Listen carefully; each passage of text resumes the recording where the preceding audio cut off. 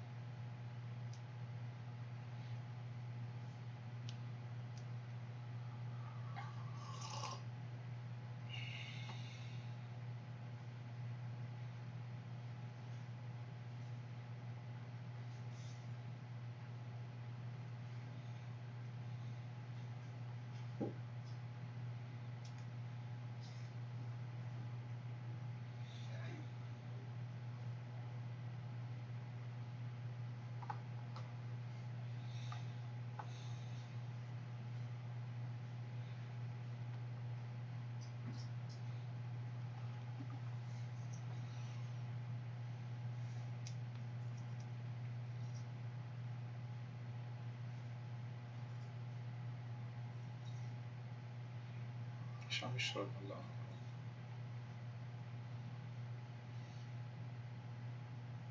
السلام عليكم ورحمة الله وبركاته. السلام ورحمة الله وبركاته. بسم الله الرحمن الرحيم. الحمد لله والصلاة والسلام على رسول الله وعلى آله وصحبه. The days of Ramadan are coming close, and we get anxious to meet our guest. We ask Allah Azza wa Jalla to enable us to reach Ramadan and to enable us to do the good deeds and to accept from us. Ameen. To prepare for this month, we have promised today we make this lecture for one of the issues that we always repeat about the kids and the masjid. And today at Maghrib we heard something, and at Fajr we heard something, and we still hear and the anxious increase with the closing of Ramadan. First of all, the kids never were restricted in the masjid, but that was with certain restriction or certain rules. The Prophet ﷺ, he took his grandkids to the masjid. This is a fact. Both Sheikh, they said that Abu Qadam Ansari, that he said that Prophet ﷺ, he was praying and he is carrying Umama, daughter of Zainab. If he made prostrate, he will put her down, and if he stood up, he'll take her. And that's his granddaughter. Ibn Hajar al-Asqalani commented on this, and there's a hadith, there is a proof that you could bring the kids to the masjid. And also another hadith that he said, Abu Bakr said, he saw the Prophet on the member, and Al-Hasan next to him, and he is looking at him one time, and look at this beautiful scenery here. The Prophet ﷺ, he said that he saw the Prophet ﷺ on the member, and the Hassan, son of Ali, next to him, and he looked at people one time, and he looked at him one time, and he said, my son here is a master. May Allah make him make peace between two groups of Muslims.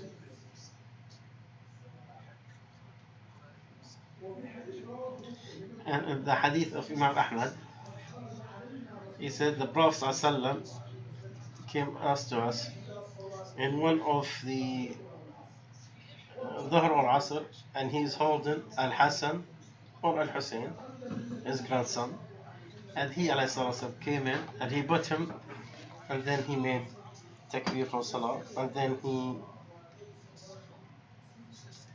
made one sajda, prolonged it, and he said the the prostration stood. So I took my head up to look what happened, and then I saw the grandson of the Prophet ﷺ on his shoulder, and so I came back and continued my sujood. When the Prophet ﷺ finished the prayer, people told him, "You have prolonged one sajda. We thought there's something happened, or that you are getting the inspiration from Allah. It's nothing of the normal that we get used to you in your prayers." He said, "None of that happened. There's no inspiration, nor any matter happened, except my grandson got on top of me, and I didn't want to rush him.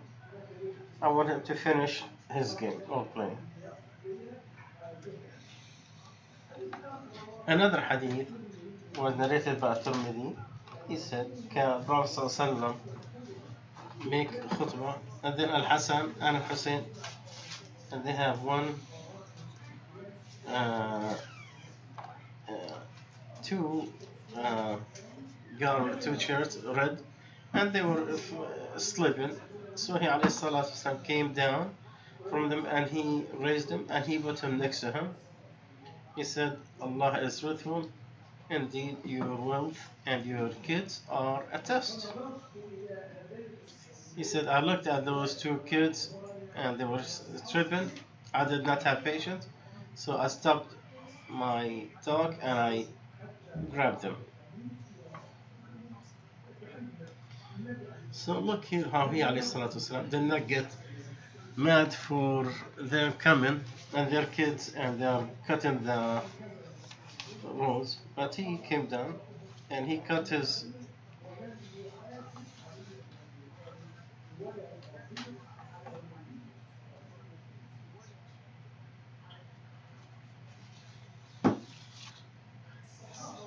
companions.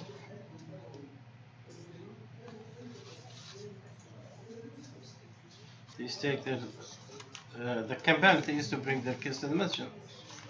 And as I said that the Prophet ﷺ said, I enter the salah and I want to prolong it, and I hear the crying of the kid, so I rush in my prayer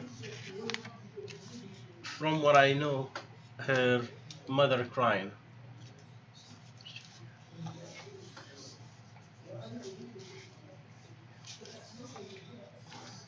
And so the Prophet ﷺ is saying that he heard the kid crying, so he shortened his prayer because he knows what the mother going through will bring him. He did not blame he didn't blame the mother for bringing the kid. No, he just said, he did not say don't bring the kid again to the masjid.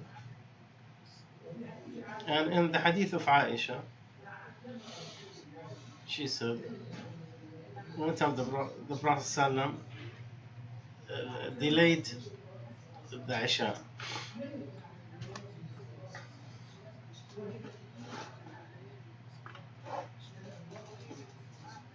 So he didn't go until Umar said the kids and women slept. He said some of those who were waiting for you, women and kids. So he went out alayhi salatu wasalam, and he said, well,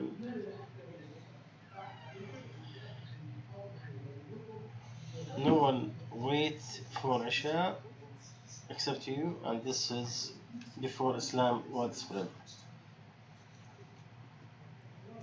The summary of this hadith is that the need of our kids to the masjid, that they are raised in it, and to feel that they belong to it and their hearts are attached to it.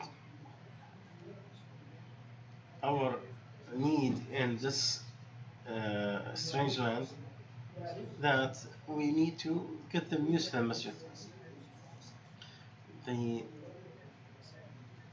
our kids need to be in our masjid, raised in our masjid, to know the hadith of the Prophet, to know the words of Allah.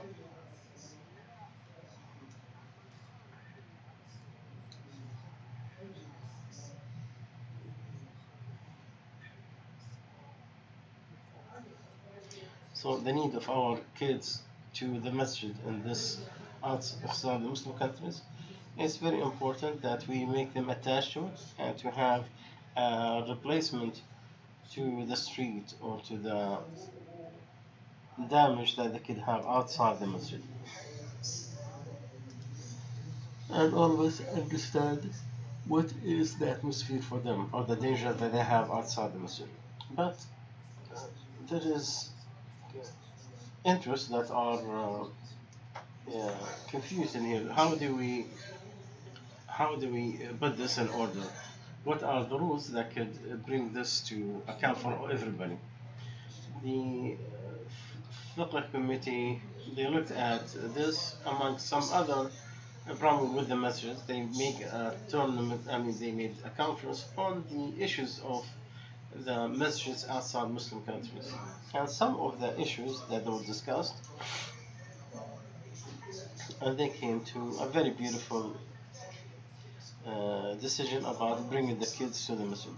They say bringing kids to the masjid, it is an important issue.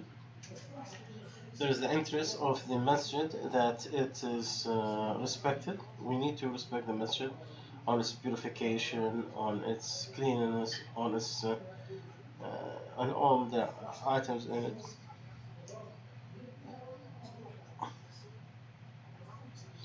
And also the interest of to have the atmosphere of khushu and and to concentrate, to allow people to concentrate.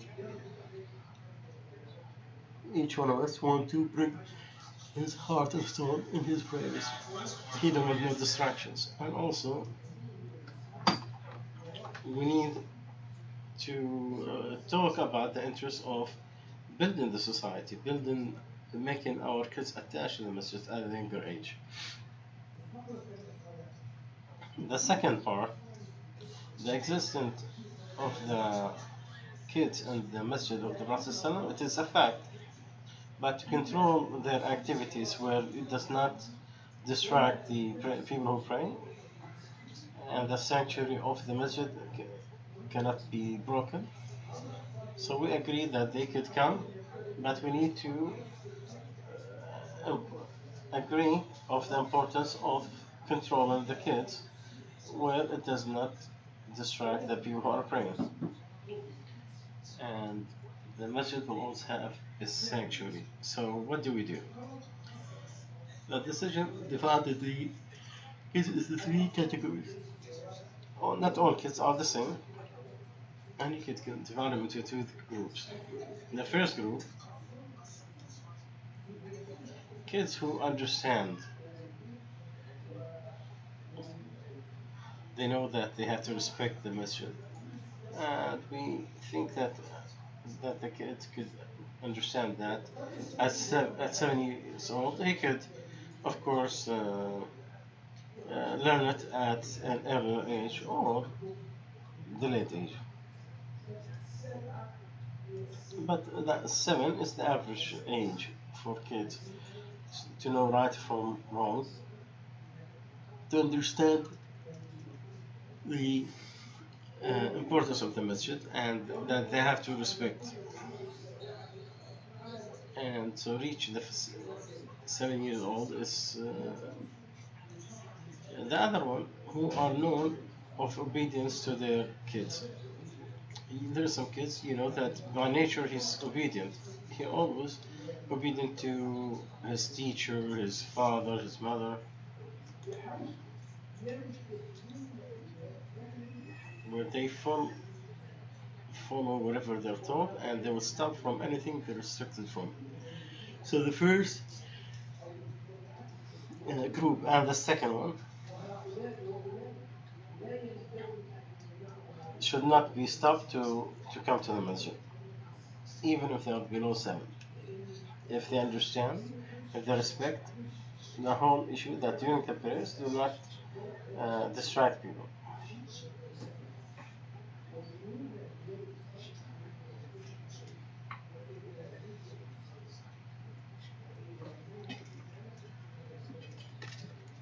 So both categories is something that you keep control, so you should not stop them from coming to masjid. The third one, who are known for their stubbornness. So do not take any direct orders, nor do they understand the respect, don't have respect for the masjid. These are the ones that the previous generation they used to hate bringing them to the masjid. But the management they need to find ways into how to gain the how to gain their hearts, how to find certain programs that allows their distraction, and also to have all resources to make sure that they have free time for, uh, easy thing for the prayer, the people who pray. Because the mother, where she's gonna go with her kids? Her time in her house is better than being in the masjid. But the masjid has more activities besides prayers. So the masjid is a center which has a bigger uh, reason than prayers. This is a meeting area for all of them. So we should not restrict our women nor our kids to enter to come to the masjid. Because a woman, if she stays at home, she might not pray Taraweeh, she might not listen to a lecture. But if she comes home, she will do all of this. This is her lifestyle.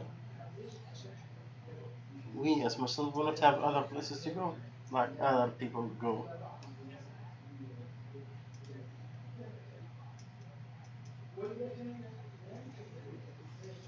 So if that's the mother who has a stubborn kid, we need to take that kid and put him in a program where he's eating pizza or play with other kids of his age and the masjid paying. That's not a volunteering, it has to be professional, because volunteering you have to bring someone who could be held responsible. But we need to know that this is not a voluntary action and should not be less paid than any other thing. Because I want to attach my kids to the masjid, and also if I leave them, this one is going to hit him, and this one is going to yell at him. Then this kid will hate Muslims and he will hate the masjid. I don't want. I want to love this place, to be attached to it. I said today, take $1, invest in $1, where you could put some candy, give it to a little kid. This way, he will soften his heart to where he loves the houses of Allah.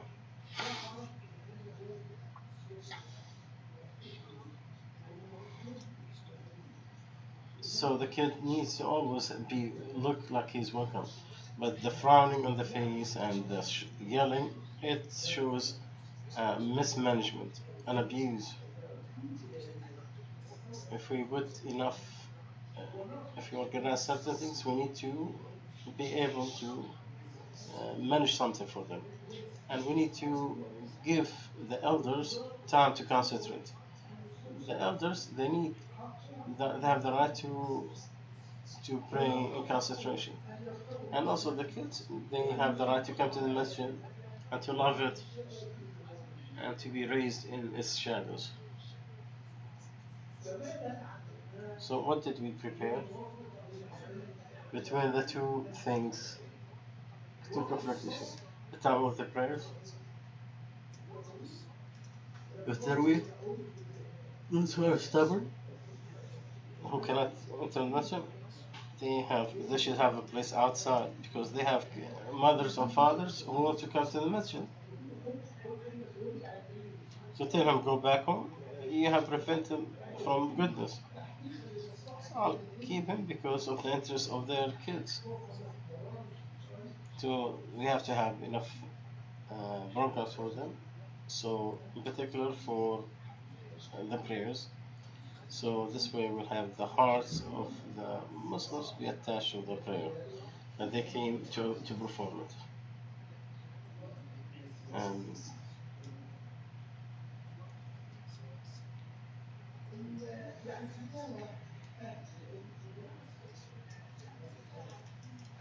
all the other scholars, they are very close to this. In the fatwa of Saudi Arabia, if the kid knows right from wrong, then he is allowed to come to the masjid so he'll get used to the prayers. And Prophet ﷺ said, order your kids of the prayers when they are 7 years old, and they beat them when they are 10, and separate between them in the beds. But what is said about the Prophet ﷺ from saying, avoid the masjid, avoid taking your kids to the masjid, this is not a hadith that had no foundation. But what is said that the Prophet ﷺ from saying, it is not true that the Prophet ﷺ told us not to bring the kids.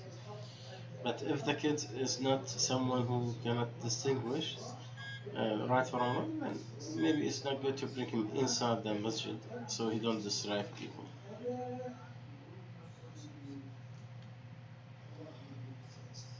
Um,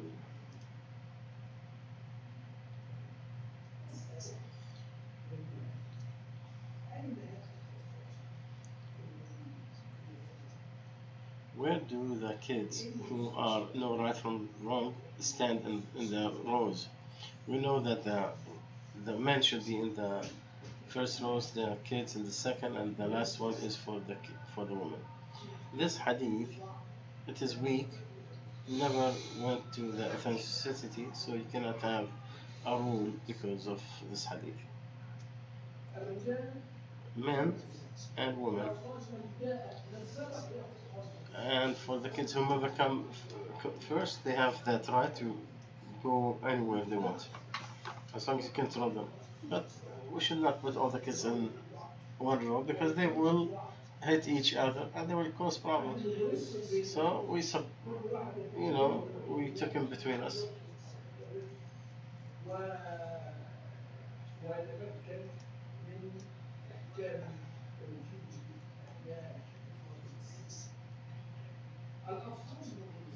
The kids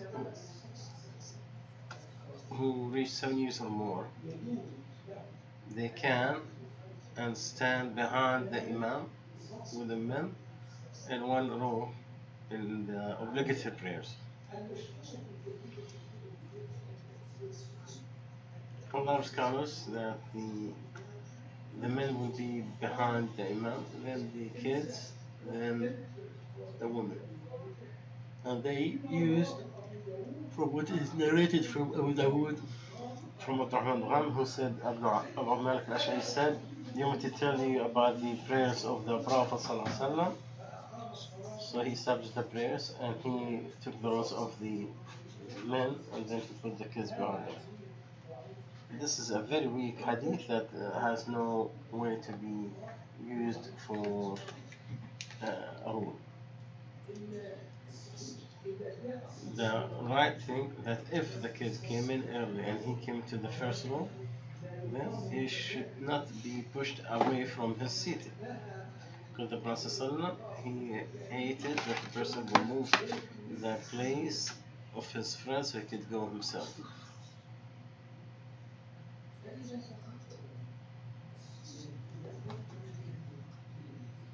So if the kids came in early and they took a spot in the first row, you should not put them back in a different room because they competed on a right, and so you cannot prevent them from what is right for them. And when you do that, you're actually making them here to come to the masjid or to perform the salah.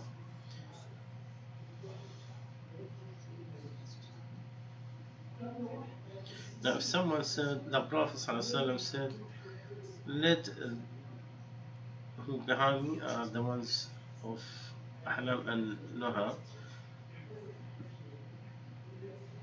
those who can replace the Imam. If he has an emergency, we have to go or renew his wudu. This is an encouragement for the men to be in the first row. That does not mean that you should put the kids away from their places. No.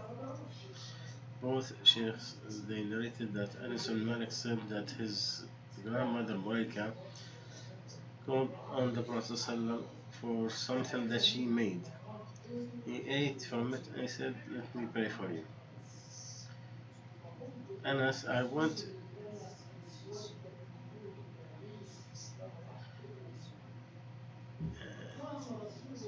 the Prophet ﷺ,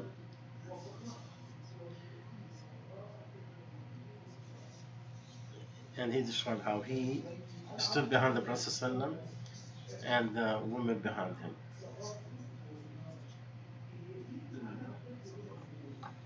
And he said, uh, I stood with the orphan behind him. So Anas was old, and this kid stood with him. He said, Anas, he came first, and the other kid by a different row, and the woman in a different row. No. So that's why he said, me and the orphan prayed, and the elder woman is behind us. And Prophet ﷺ, he prayed 2 rak'ahs, and then he left. Imam Nawawi says, in this hadith, there is a proof that uh, the kids can pray in the same row with men. You don't make him a separate row. And this is what is authentic, something that is well known in our religion. And Imam Nawawi, he also commented, he said this hadith shows that the men need to be in front of the women, and also the kids, the teenagers, they stand with the men in the rows. And he could be an imam for the men. We will have a hadith that 6-year-old man at the time of the Prophet ﷺ, that he prayed because he was the most memorizer and narrator of the Quran. And Al-Aqalani, he said about this hadith,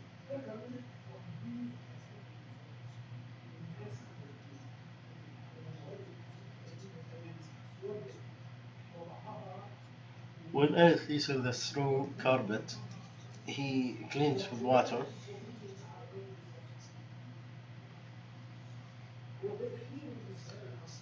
and the teenagers can stand in rows with men, and the woman can be alone.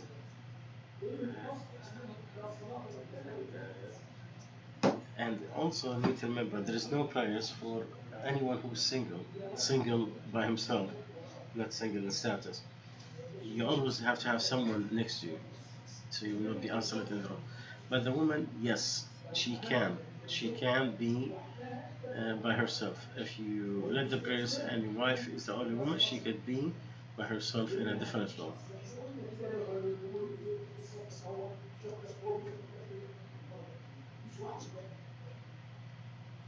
If a woman don't have another woman to pray with her, it's fine. She can be by herself in the room.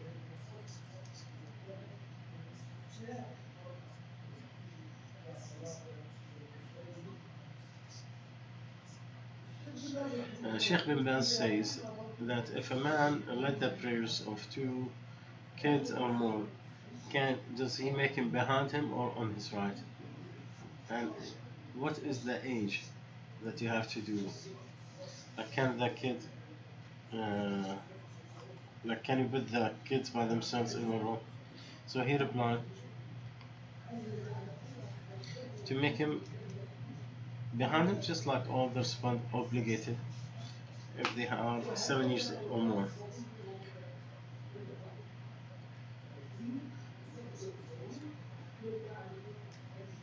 So he makes them behind him. Don't make them each in a different row, because the Prophet ﷺ, he prayed with Anas and the orphan, and he made them behind him. When he ﷺ visited the grandmother of Anas ibn Malik, may Allah be pleased with him.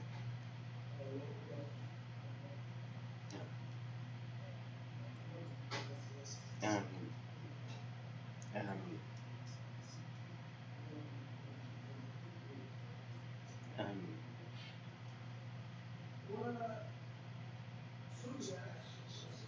And Sheikh Ibn Uthaymeen was asked, what is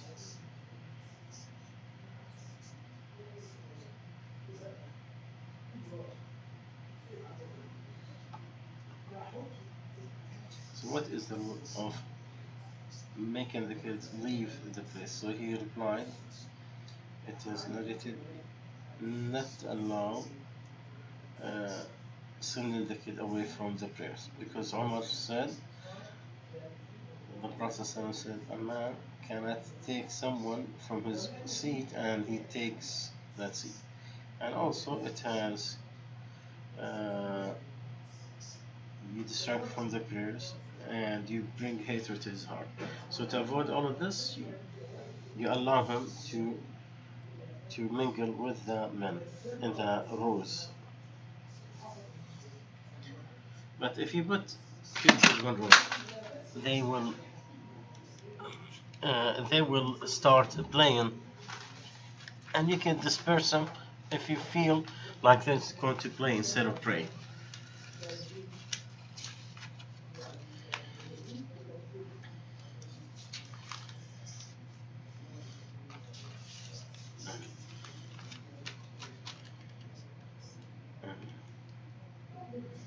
There is one issue left about the food and the drinks and the sleepless and the playing in the masjid. All of this we're trying to prepare ourselves to meet Ramadan, inshallah.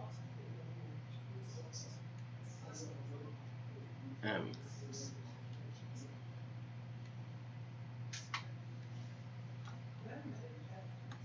To stop the food from the prayer area. This is a management or administrative way. The rule that is allowed as long as it's pure. Ibn Majah, he put a chapter, and he put the chapter of eating in the masjid, and he put the hadith of Abdullah ibn al-Harith, who said, we used to eat at the time of the Prophet ﷺ in the masjid bread and meat, and that indicate what is needed, which is that it is allowed to eat inside the masjid. And there is other hadith that the people of As-Sufa used to pray they used to live in the masjid. They have to eat inside the masjid.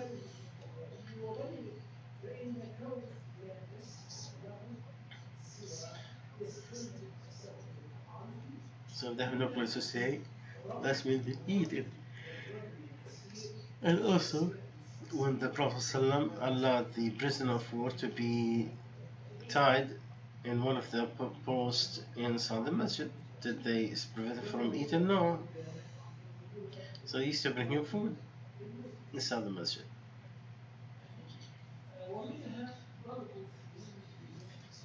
And also to put the tents in the masjid. Sa'd ibn Mu'adh, and to the black lady that used to clean the masjid. and she had one corner that she used to uh, clean it, and she's lived there 24 hours, and she eats there. And also the people from Taqif who stayed in the masjid. So eat in the masjid, it is permissible. And Umar says he ordered from each garden with some date.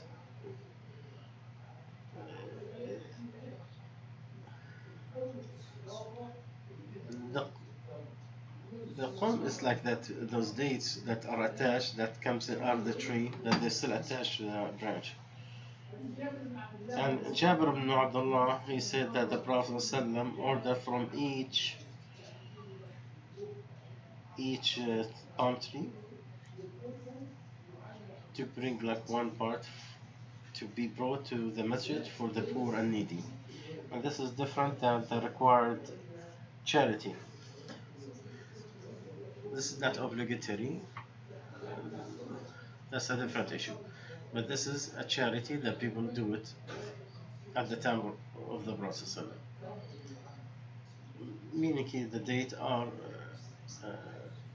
put in the masjid, and the poor people used to eat from it.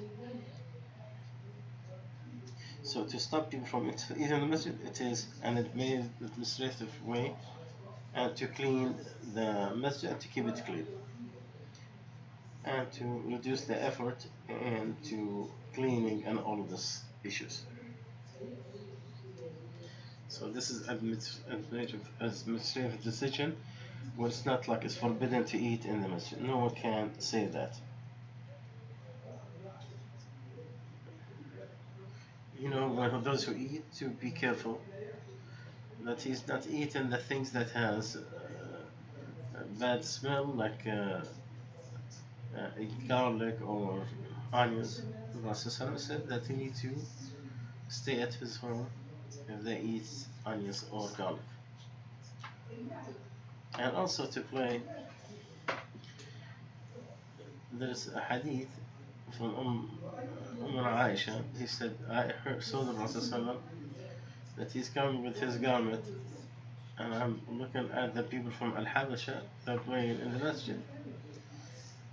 And I was the one who asked.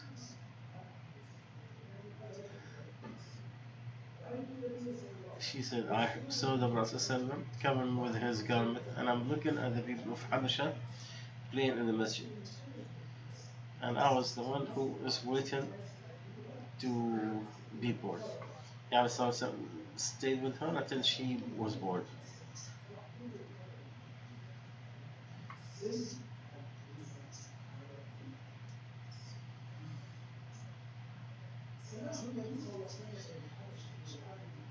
And also the Prophet ﷺ allowed the people from Habasha to pray inside the masjid and to celebrate. When Umar wanted to go and forbid them from what they're doing, والسلام, told them, leave them. So the Jews will know that we have a lot of ease in our religion, and I was sent with the true religion.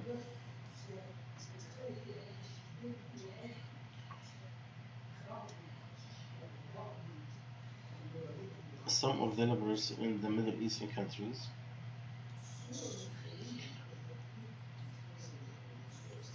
he think the application of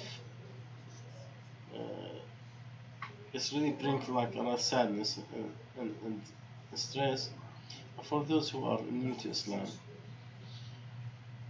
They always look at Islam as if people who want them to go, and when they come back take like some nap time, read Quran, and then go back for after Isha. It is good on individual person, but you cannot do it on society. No, you cannot do that. So you can put from the programs for individual people. But to tell people to leave between Asr and Maghrib and to drink Zamzam and then go back to sleep, This is beautiful scenery, but ideally, but it's not practical.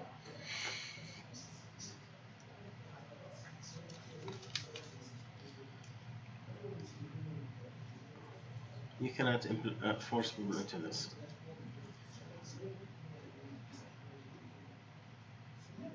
The Prophet ﷺ, he wanted to send a letter.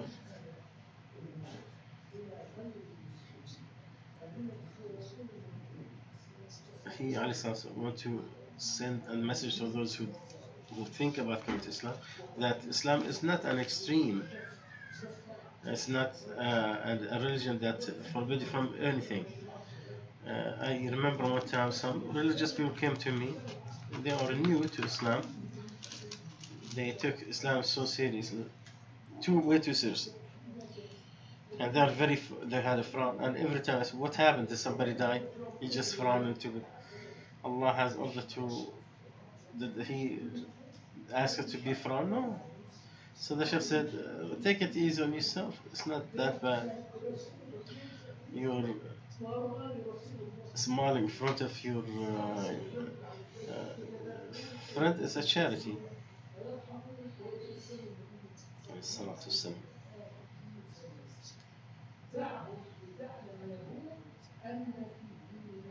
So the step of the Prophet ﷺ, leave them, let the Jews know that we have ease in our religion, and I was sent with the Hanafi religion.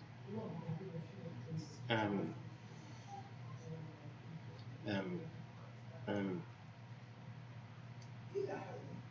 Now, if someone drank coffee in some masjid, in this masjid also, we have to be extremely careful about making sure that the place is clean and to clean it on regular times.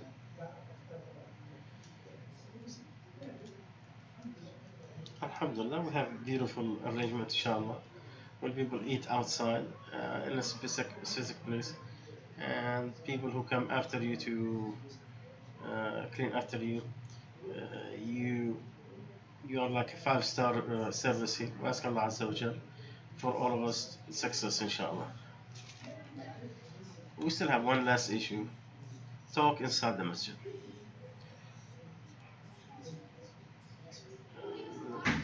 This hadith that the talk is uh,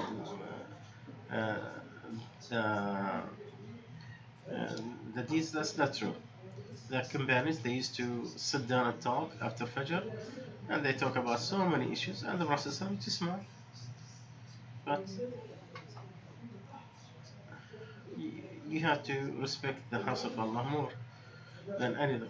Today, one of our youth after Fajr, he said, one of the sisters saying, did not come here because it is a place of backbiting, and she don't want to come to the masjid. Instead of getting reward, she said that this is not common. Could be true, could be false.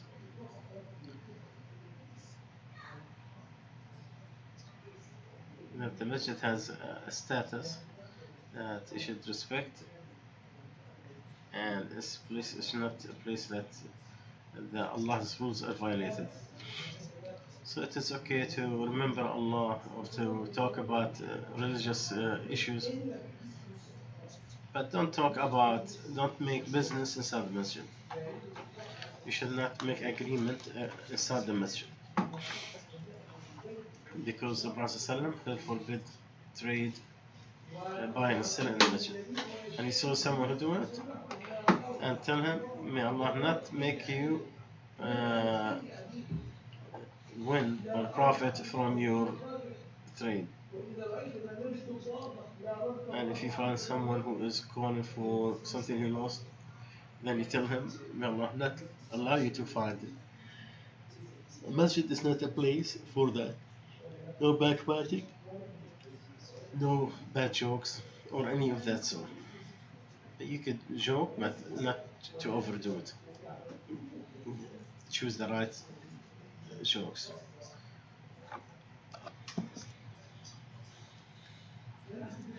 So we are in need to have balance with ourselves, to bring more entertainment for ourselves. Well, don't go to the wrong things.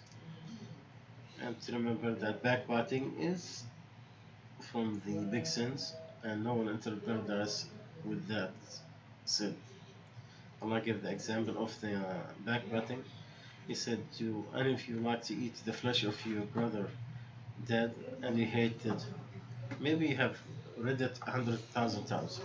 Imagine it. Imagine yourself, you're eating the flesh of your deceased relative.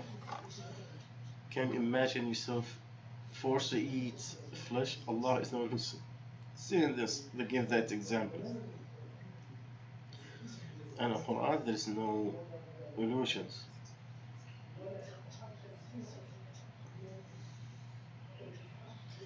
Allah sent it with the truth, and with the truth it came down.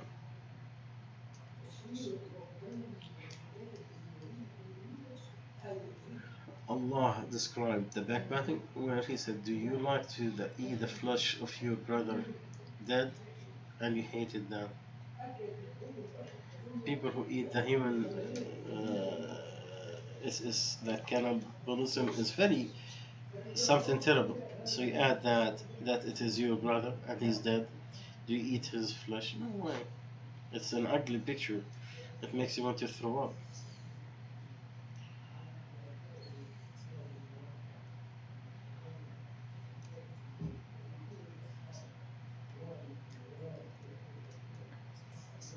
That's Allah Azza wa Jal, the goodness and the content. We need to clean our masajid and to bring our kids, make them used to the masjid and to respect of the elders and to give them the peace where they could concentrate in their prayers. We ask them to be kind to our kids, and we ask ourselves to give them the right to concentrate from respect of Allah Azza wa Jal, to give respect to the elder, and we have people who grow with their status and they are great in our eyes as much as they obey Allah. Because those who have gray hair in the sake of Allah, it is from the respect of Allah Azza wa Jal to honor the Muslim, the gray hair. And the person who bring the Quran, and the Sheikh is going to talk about some poetry.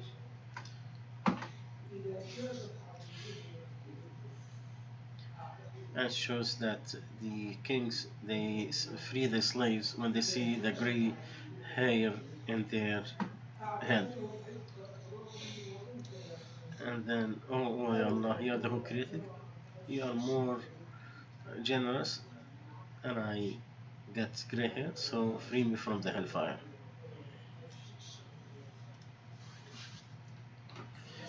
Sure. So we'll continue on Thursday.